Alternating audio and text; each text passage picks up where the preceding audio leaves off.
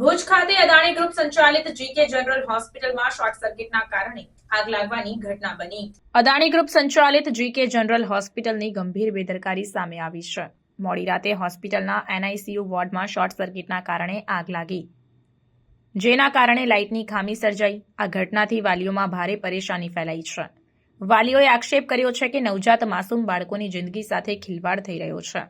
આગના કારણે વોર્ડમાં અફરાતફરી મચી ગઈ અને વાલીઓએ તાત્કાલિક તેમના બાળકોને સુરક્ષિત સ્થળે ખસેડવાનો પ્રયાસ કર્યો. આ ઘટનાને લઈને વાલીઓએ હોસ્પિટલના તંત્ર વિરુદ્ધ આક્રોશ વ્યક્ત કર્યો અને જવાબદારી નક્કી કરવાની માંગ કરી છે. વાલીઓએ જણાવ્યું કે આ પ્રકારની બેદરકારી અક્ષમ્ય છે અને તંત્રએ તાત્કાલિક પગલાં લેવા જોઈએ. હોસ્પિટલના તંત્રએ આ ઘટનાની ફરી તપાસ શરૂ કરી છે અને આગ લાગવાના કારણોનું નિરીક્ષણ કરવામાં આવી રહ્યું છે. તંત્રએ વાલીઓને આશ્વાસન આપ્યું છે કે આ પ્રકારની ઘટના ફરી ન બને તે માટે તમામ જરૂરી પગલાં લેવામાં આવશે.